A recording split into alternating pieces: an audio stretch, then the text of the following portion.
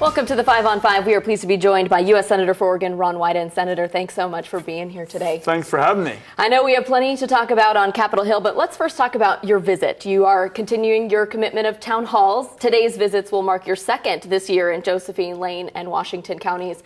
Talk a little bit about what the common thread is that you hear in these meetings. Almost always you hear a lot of questions where the second word is bill. It might be medical bill, it might be housing bill, it might be education bill. But we've got so many families, and I heard this at the Nurturing Center today, the Family Nurturing Center, who are walking on an economic tightrope. They're balancing their food bill against their fuel bill, the fuel bill against the rent. So there's still a lot of economic hurt that folks are dealing with, and that's sure to come up. Talking about bills, after some failed attempts, Republicans successfully passed a health care bill Thursday that looks to repeal and replace Obamacare. It now heads to the Senate. Will it pass? Senate Republicans, I'm absolutely convinced, aren't going to want to have any part of what got through the House. But I'm going to tell you, if this has a pulse, I'll be fighting it every single step of the way. And let me just give you an example of what it means. For example, there are very large tax cuts, billions and billions of dollars for those at the top of the economic ladder. They would, couples, for example, who make $250,000 a year would be the only ones to get the Medicare tax reduced. So you have this big break for the most affluent couples in our society, and Medicaid would be reduced by like $800 billion. And Medicaid pays for the nursing home bills for 2 out of 3 seniors. So you say to yourself, that is not the Oregon way to have tax cuts, new tax breaks for the most affluent in our society, and then cutting Medicaid in a way that's going to hurt seniors. So what would have to change in the current bill for you to get on board? Well, Senate Republicans are going to have to take the lead, but the reality is the House bill discriminates against people with pre-existing health conditions. I know the Republicans always said that they wanted to protect those people, but what the House bill does is it gives the states a chance to get a waiver, and then they could go do their thing, and the Republicans promised a lot of money. But what they passed yesterday begins to take America back to the days when health care was for the healthy and the wealthy.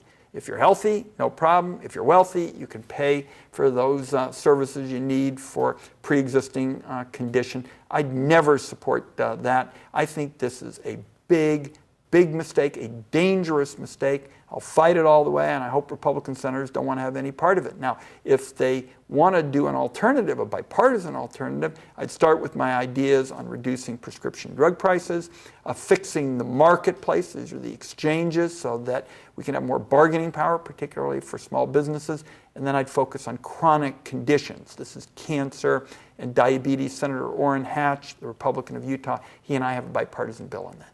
Much more to talk about, but we're going to take a quick break. We'll be right back. Welcome back. We're pleased to be joined once again with U.S. Senator for Oregon, Ron Wyden. Senator Wyden, thank you so much for being here. Thank you. Let's talk a little bit about the current conduct on Capitol Hill. You've got the House Democrats chanting, na, na, na, na, hey, hey, goodbye, yesterday, and you've got the Republicans playing the Rocky theme song as they're going in to vote on these important bills. Do you think that's appropriate behavior for our elected officials? No. And the reality is the important issues you've got to deal with in a bipartisan way. That's what I did with my Healthy Americans Act. 8 Democratic senators, 8 Republican senators. We didn't get everything we wanted, but we got airtight protection for people who are facing discrimination for pre-existing conditions. So it ought to be bipartisan. Now, a little bit of good news for this part of our state. 2 days ago, I introduced with Senator Hatch, Lisa Murkowski, Maria Cantwell, a bipartisan bill to fund the Secure Rural Schools program. This is the one that I wrote with a Republican senator back in 1999. It's hugely important to Southern Oregon, Jackson, and Josephine County, especially for help with roads and schools and law enforcement. This is the kind of approach that I advocate when you're dealing with a big issue.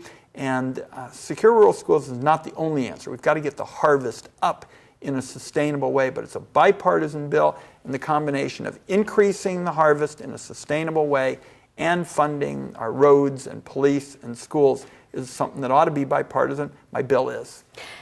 Talking about North Korea, there's some increasing tension there. What do you think of President Trump and Secretary of State Rex Tillerson's handling of this growing pressure with North Korea? Okay, Kim Jong-un is obviously an individual that represents a very serious danger to our country. I would like to see this administration up the ante in terms of putting more pressure on the North Koreans through trade, and this means China stepping up. I mean, North Korea does much of its commerce, much of its trade through China. China certainly wants a lot of things in the U.S.-China relationship. I think we need to have them step up more and make it clear to the North Koreans that if they aren't willing to cut back on some of these very ominous developments we've seen, testing and others, the Chinese aren't going to be there for them in terms of their economic needs.